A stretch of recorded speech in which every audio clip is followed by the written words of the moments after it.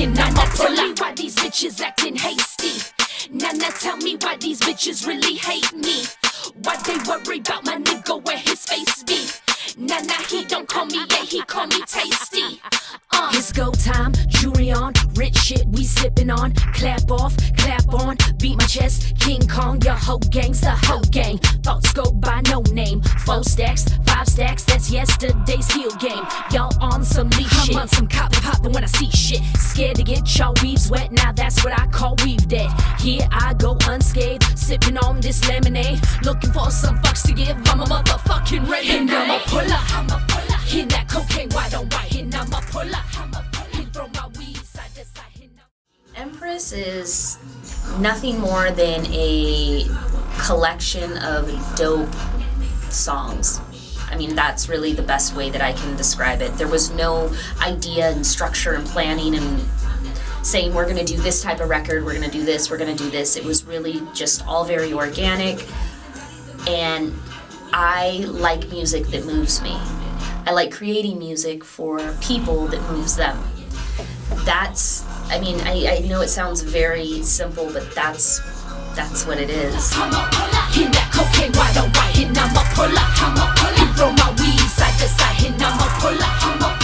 We'll start with Pull Up. So my manager picked out the tracks actually for me. The first time I heard Pull Up, I was like, yeah, it's okay, but I can't really I can't get into it.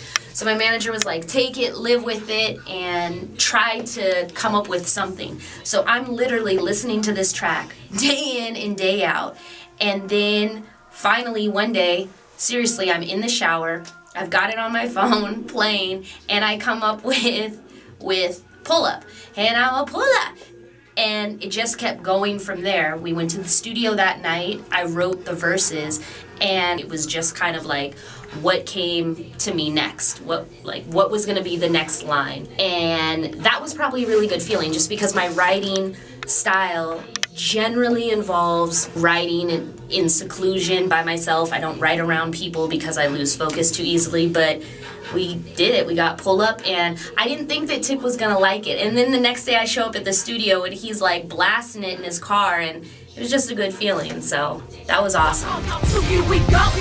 I don't stop when I blow. To the top, they gon' know.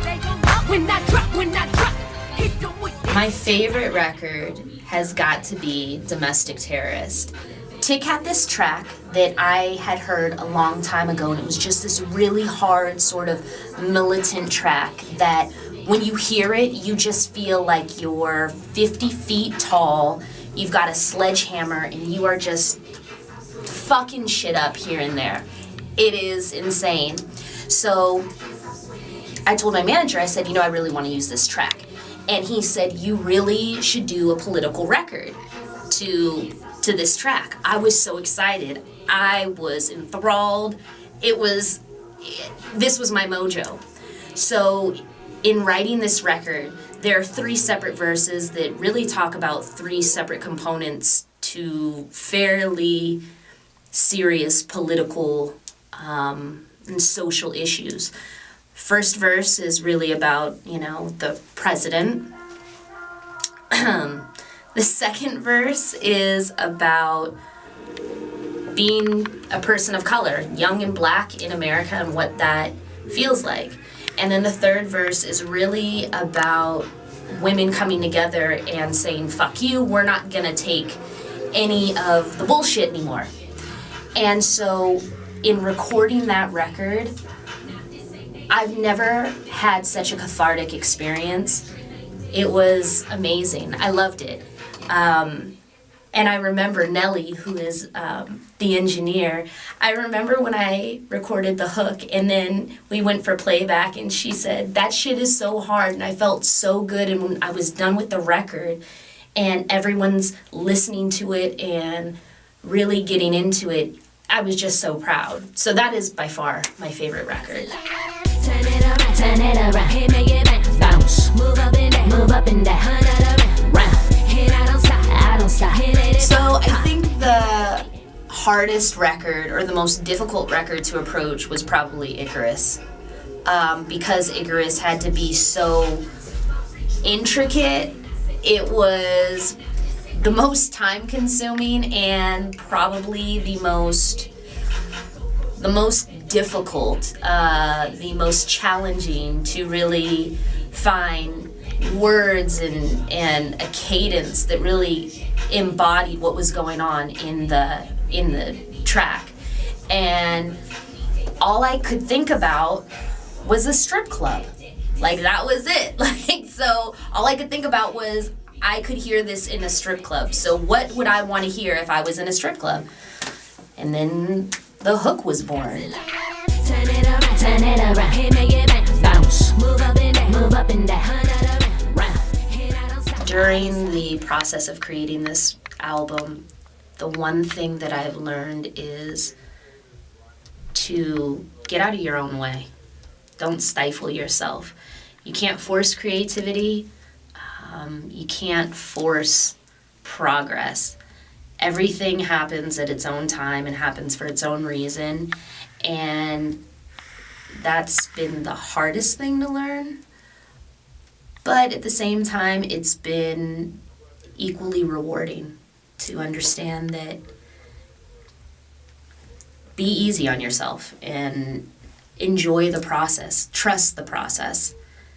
That would be the biggest takeaway, I think, from this project. I'm just saying, like, your stuff is really good, and like working on your record, I'm excited that you are writing your own. We're coming together. We have chemistry.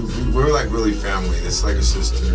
It's Not true. only that, we've known each other, like seen each other. So for us to come together and work on this project the last 5 months, It's been crazy. I make them jump shit high until I reach worldwide. And I said, damn, y'all side. Now this ain't nationwide. They giving up the pass. I not train lane day, yes. I go gorilla, better figure, not vanilla, Stacy Dash. I spit that crack in that black on black. And if a bitch talk shit, bitch hit my jack. it's been a long journey to get into this process. I'm very excited, getting ready to share it with the world. Can you see me now? Can you see me now? Oh, oh. Can you see me now? Can you see me now? Doing good by myself, and I'll call you if I ever need help. I appreciate you being generous, but right now I got this shit. Right now I got this. Right now I got this shit. Remember when they said you couldn't do it? Man, you must have been lit.